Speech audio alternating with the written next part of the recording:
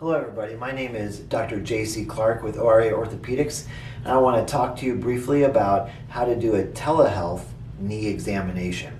Due to the COVID-19 pandemic, we are discovering and finding out new ways to get patients evaluated so that we can take care of any orthopedic injuries or ailments that they may have. One of those ways, if the patient doesn't want to come into a clinic and risk possible exposure to COVID-19, is to do a telehealth visit.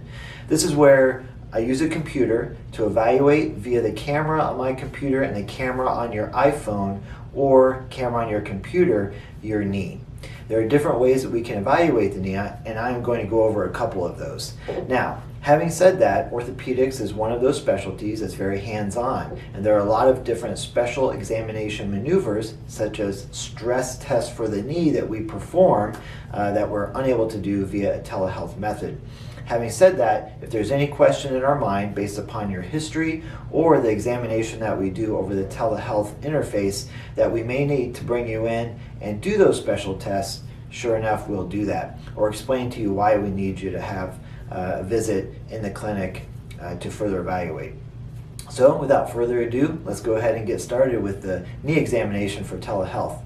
One of the first couple of things that you need to do is really prepare for the telehealth visit. And the way you do that is by wearing shorts or some sort of pant where the leg will come up over the knee.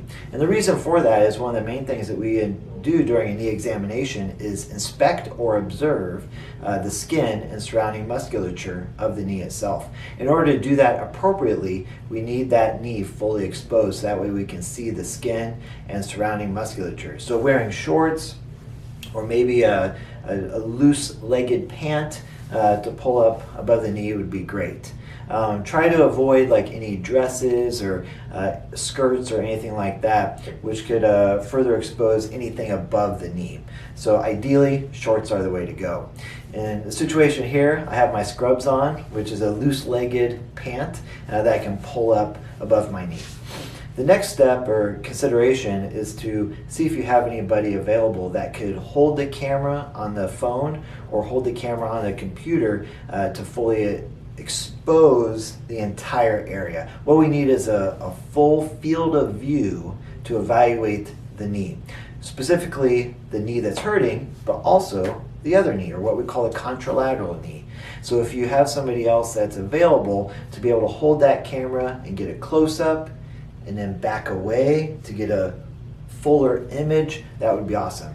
If you don't have that ability, we can always make sure you have the camera in hand to get a close-up of the knee while we inspect the skin, and then maybe place that camera further away when we want a more full field of view. The camera right now that I'm talking to is right around 3.5 feet away from me and is about 3.5 feet high. When I back up,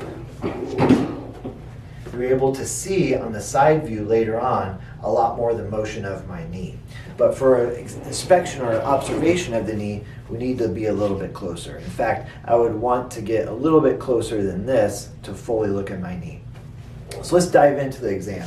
The first thing we do on a knee examination is really inspect or observe the skin. And this will involve pulling your pant leg up and exposing the knee. And no, I did not shave my legs for you. But you're going to be able to see my skinny chicken legs, and I try not to skip leg day, okay? So don't make fun. The first thing is to look at the skin. And what we're looking for when we look at the skin is we're looking for any erythema, or otherwise known as redness, around the knee that could indicate a lot of inflammation or possibly an infection. We're also looking at any swelling of the knee, particularly right above the kneecap. A lot of the fluid in the knee joint will collect right above the kneecap itself in this area right here. So we want to see if there's any swelling in that area. The last thing that we may want to look at is any incisions or scars that you may have. For example, you may look at my knee and be like, Dr. Clark, what are these? What's this down here? And I'll tell you, that's the last time I ever rode a motorized dirt bike through a cow pasture in Warren County and flipped it several times. Lesson learned. So after we inspect the knee for any redness or swelling or previous surgical incisions, on the skin, what we want to look at next is the musculature. There can be defects in the muscle fibers themselves. There may be a lot of swelling in one area of the muscle, indicative of like a strain or a pull of the muscle, and there may be bruising associated with different parts of the knee as well. So the next part is looking at the surrounding musculature. And this is a situation where we may have you expose the other knee as well and stand up, so that way we can compare both sides, especially as you contract the muscles when you stand up. After observing or inspecting the skin and surrounding musculature and looking for any sort of swelling around the knee, oftentimes we'll want to look at the lower leg as well. And in this situation, you may need to back up from the camera a little bit, so that way we can look at the lower leg initially and then have somebody else bring the camera closer. And what we're looking at in the lower leg is we're making sure there's no bruising, ecchymosis, or certainly no swelling within the calf that could indicate some sort of blood clot within the lower leg. And we may even have you squeeze your calf or flex your ankle up and ask if you have calf pain in that area, which are other signs and symptoms of a blood clot in your leg. Next step is looking at motion in your knee. And for this, what you may have to do is back away from the camera and put your chair to the side, just like this. So now I'm about 6 feet, maybe 7 feet away from the camera, but you at least have a full view of my knee itself. And looking at the knee from the side, we're better able as orthopedists to evaluate your range of motion. So for example, we would ask you to extend your knee or straighten out your knee. And from that side view, we're able to see if you're able to get your knee totally straight, or if you can't get your knee totally straight and have it in that semi-flexed position. Sometimes that's an indication of a possible flipped meniscus tear, or maybe some arthritis, or possibly even an injury to your quadricep tendon if you can't fully extend that knee. The next thing we'd have you do is flex your knee to see how far you can flex back. So for example, this is 90 degrees right here, but if I flex further back, we can get up to about 140 degrees until the back of our calf hits the back of our thigh. So that would be full motion. Another way to check extension, if you're able to stand, you can force that knee backward to show us that you can get full extension. Or in some cases, some people can get a little hyperextension or further extension than just 0 degrees itself. After looking at the motion from a side view, what we want to try to do next, if we can, is test strength. Now, it's very difficult to test strength through a telehealth means unless possibly as the patient you have some weights that you can put on your legs or something you can kind of drape over your legs to determine how much weight you can lift. In this scenario, we're just lifting against gravity. So it's just active extension against gravity like this. If you have leg weights, awesome. We may ask you to go get some and put them on your leg, but if not, we can test it against gravity. So the way we would test flexion of your knee against gravity is to have you stand up and then just flex your knee up like this. So that would be flexion strength against gravity. Now in the knee, there are a ton of special tests that we do to test the different ligaments around the knee. For example, we could do a stress test to look at the MCL. We can do a stress test to look at the LCL, lateral collateral ligament. We can do a stress test to look at the ACL, the anterior cruciate ligament, deep inside the knee. And there's a stress test where we can look at the PCL, the posterior cruciate ligament, deep inside the knee. Unfortunately, through a telehealth means, we're unable to absolutely test the endpoints of these ligaments as we would in clinic. But if there's any concern that you may have ruptured those ligaments, or even by your history that maybe there's some instability there that we're not able to test via a telehealth means, we'd probably have you come into clinic so that way we can actually get our hands on the knee and do some of those ligamentous tests. After all of that, we may have you point to the exact location of pain and discomfort in your knee.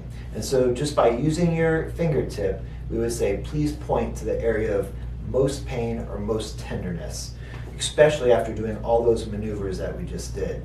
Sometimes that area is right here over the patellar tendon. Sometimes that area is right here over the joint line where the meniscus sits and the cartilage that coats the end of the bones. Sometimes it's over the other joint line, the lateral joint line, where there's another meniscus and where cartilage sits. Anywhere you point, we can document, and there's an underlying structure of the knee that we can check a box to further evaluate possibly later on. Looking straight onto the camera, we're able to see how the kneecap tracks on the femur. So the kneecap or patella itself moves up and down on the femur.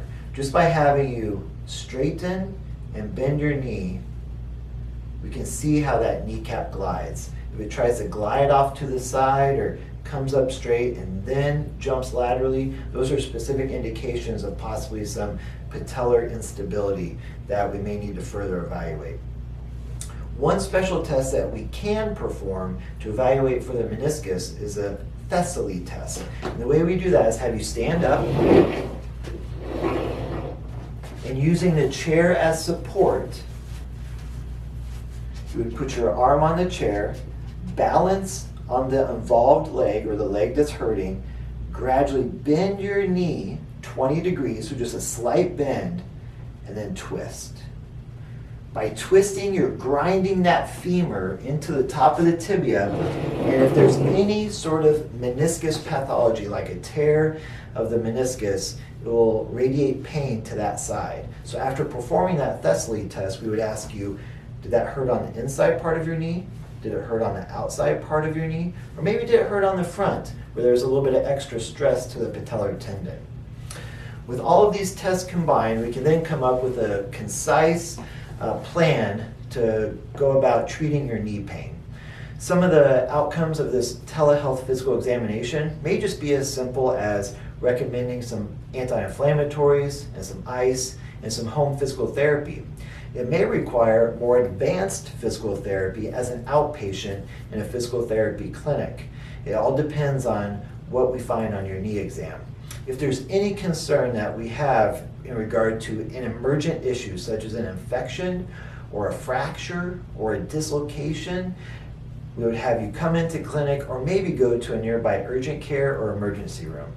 If we desire further x-rays to evaluate the knee or further tests like advanced imaging such as MRI or CT scan, we can also order that essentially electronically.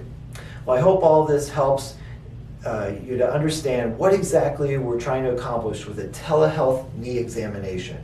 Like I said before, if there's any questions before, during, or after a telehealth visit, be sure to ask us, as this is a new process for all of us and we're learning as we go as well. Thank you very much.